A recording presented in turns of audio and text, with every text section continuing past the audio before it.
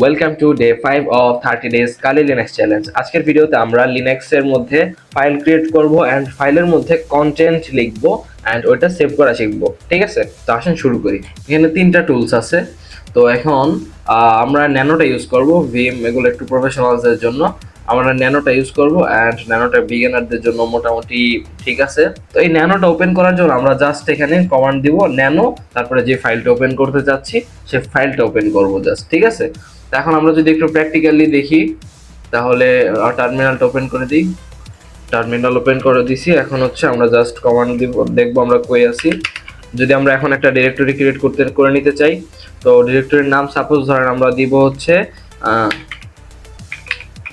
mkdir day j5 mkdir d5 ওকে। তো আমরা যদি এখন টেস্ট করি ডিরেক্টরিটা ক্রিয়েট হয়েছে কিনা, তো দেখেন অলরেডি ডিরেক্টরিটা ক্রিয়েট হয়ে গেছে। আমরা যদি ডিরেক্টরির ভিতরে যাই cd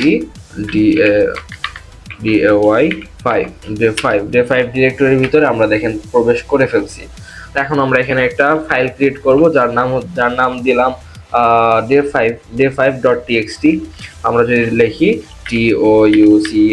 touch day5.txt, enter hit করলাম। আমরা যদি দেখি ফাইলটা ক্রিয়েট হয়েছে কিনা, দেখেন একটা ডিরেক্টরির ভিতরে day5 ডিরেক্টরির ভিতরে day5 নামের একটা টেক্সট ফাইল ক্রিয়েট হয়ে গেছে। কিন্তু টেক্সট ফাইলের মধ্যে কি আমরা কিছু লিখছি? আমরা কিন্তু কিছু লিখি নাই। এখন যদি আমরা লিখতে চাই, জাস্ট এই যে এই কমান্ডটা ইউজ করব ন্যানো, তারপর হচ্ছে এই day5.txt, এটা আমরা ইউজ করব ন্যানো day5.txt। ওকে, এন্টার হিট করব। হিট করার পর এখন আমরা যদি কিছু টাইপ করতে মন চায় টাইপ করব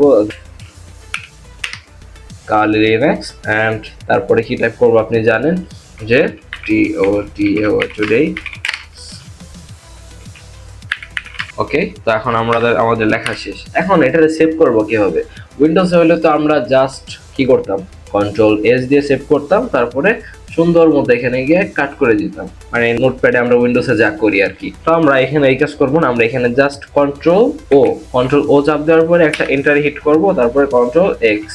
ঠিক আছে, তো কন্ট্রোল এক্স দেওয়ার পরে আমরা এক্সিট হয়ে যাবে। আমাদের যে কন্টেন্টটা আমরা ওখানে টাইপ করছিলাম ওটা কিন্তু ওখানে সেভ হয়ে গেছে। আমরা যদি টেস্ট করতে যাই সেভ হয়েছে কিনা, তো জাস্ট হচ্ছে ন্যানো day5.txt যেটা ছিল কমান্ড, এটা আমরা যদি টিক দিই, এখন দেখেন চলে আসছে। ঠিক আছে, আপনি এখান থেকে আবার এডিট করতে পারবেন আপনার ইচ্ছা। আশা করি আপনি বুঝতে পারছেন যে ন্যানোতে কিভাবে টেক্সট এডিট করতে হয় অ্যান্ড কিভাবে ফাইলটাকে সেভ করে সুন্দর মতো এক্সিট করতে হয়। আর আপনার যদি কোনো সমস্যা থাকে আমাকে অবশ্যই কমেন্টে জানাবেন, আমি আপনাকে রিপ্লাই দিব। অ্যান্ড 30 দিনের এই চ্যালেঞ্জটা কন্টিনিউ করতে অবশ্যই ফলো করে রাখবেন। আর ভিডিওটা ভালো লাগলে অবশ্যই একটা লাইক দিবেন। দেখা হচ্ছে নেক্সট ভিডিওতে। আল্লাহ হাফেজ।